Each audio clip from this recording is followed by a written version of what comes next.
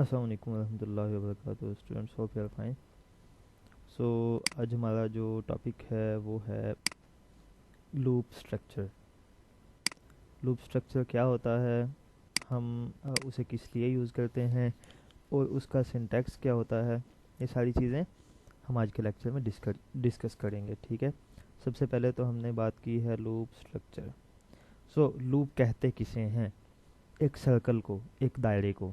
ठीक है, जैसे मैं आपको एक एग्जांपल दूं।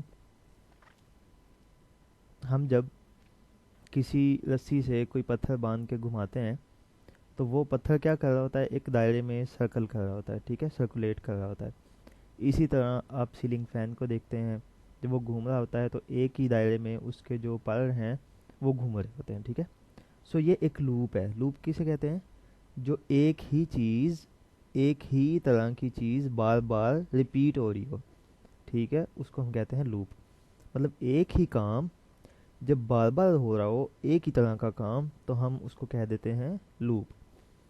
सो प्रोग्रामिंग में अगर हमने एक ही काम बार बार करना हो तो बजाय इसके कि हम बार बार उसको करने के लिए अलग अलग कोडिंग लिखें, हम क्या यूज़ कर लेते हैं? Loop structure. लेट्स सी, मैं आपको एक एग्जांपल देता हूँ।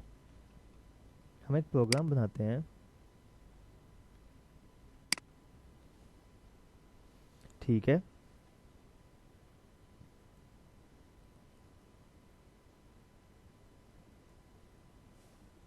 I stream using name space std। Using के स्पेलिंग गलत हो गए थे। Okay, int main. ठीक है, उसके अंदर लेट्स सी हमने एक इंट नंबर, एक वेरिएबल ले लिया। इसमें हमने क्या करवा लिया? यूज़र से इनपुट ले लिया। आपको याद होगा, enter a number. So user क्या कर देगा?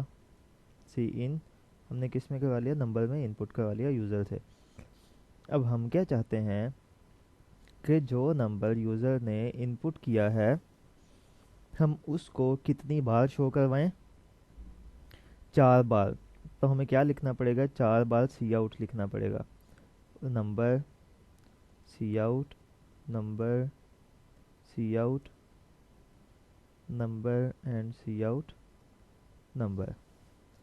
अब जब हम इसको करेंगे रिटर्न 0। अब जब हम इसको एग्जीक्यूट करेंगे तो ये कितनी बार उस नंबर को शो करवाएगा? 4 बार। तो लेट्स सी, देखिए जो कह रहा है एंटर नंबर, मैंने 5 प्रेस कर दिया।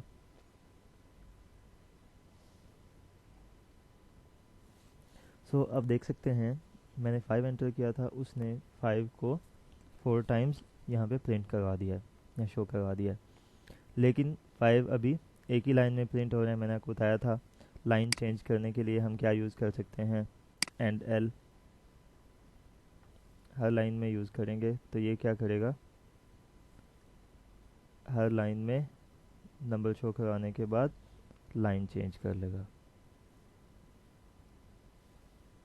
सो एक बार फिर हम इसको कंपाइल एंड रन करते हैं।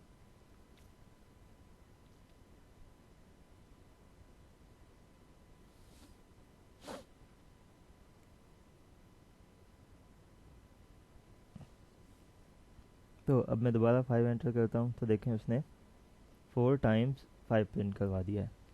तो अगर हम ये काम, इसी तरह का सिमिलर टास्क जो रिपीटेटिवली करना चाहते हो, एक ही काम बार बार करना चाहते हो, तो हम वहाँ पे कौन सा स्ट्रक्चर यूज़ करते हैं? Loop structure. So loop structure में 3 टाइप्स हैं लूप्स के। ठीक है, मैं आपको बता देता हूँ। सबसे पहला है वाइल लूप, उसके बाद do while loop, and third one है जी फॉर लूप।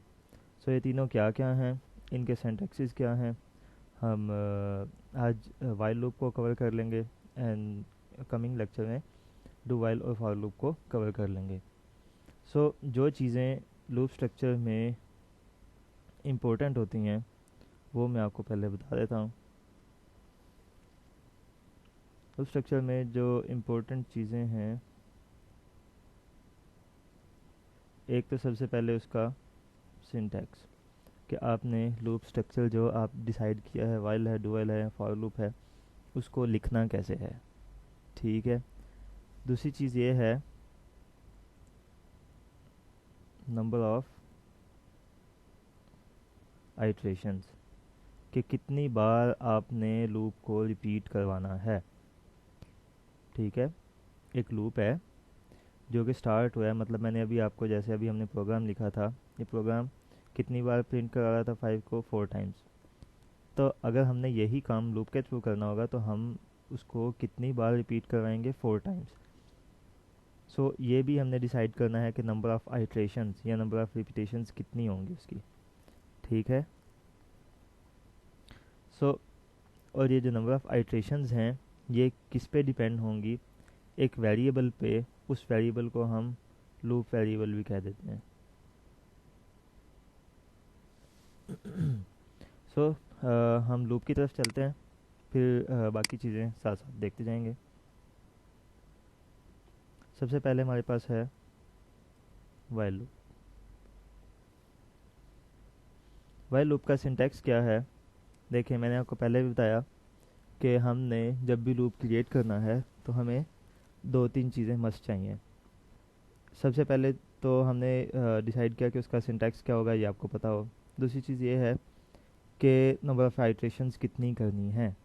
तो नंबर ऑफ़ आइट्रेशंस जो हैं वो डिसाइड करता है लूप का वेरिएबल। तो लूप का वेरिएबल कैसे हम डिसाइड करता है कि लूप कितनी बार चलेगा, उसको हम कोई ना कोई इनिशियल वैल्यू दे देते हैं। इनिशियल वैल्यू का मतलब ये है कि जब हमने लूप का वेरिएबल डिक्लेयर किया, आपको पता है वेरिएबल कैसे डिक्लेयर करते हैं, जैसे हमने यहाँ पे इंट नंबर यहाँ पे डिक्लेयर किया है। सो इसी तरह एक लूप का वेरिएबल डिक्लेयर कर लेते हैं। उसका नाम कुछ भी हो सकता है, जैसे हम यहाँ पे कोई भी वेरिएबल का नेम रख सकते हैं, बट नेमिंग कन्वेंशंस आपको पता है जो मैंने आपको बताई थी कि नेम किस तरह दे सकते हैं वेरिएबल का, उसके क्या रूल्स हैं। सो उसकी हम कोई भी इनिशियल वैल्यू दे देते हैं, और हर आइट्रेशन के बाद, लूप के हर आइट्रेशन के बाद हम क्या करते हैं, उस वैल्यू को बढ़ा देते हैं। और लूप में एक जो मेन चीज़ है वो होती है उसकी कंडीशन, जो डिसाइड करती है कि अभी लूप को इस बार चलाना है या एंड कर देना है।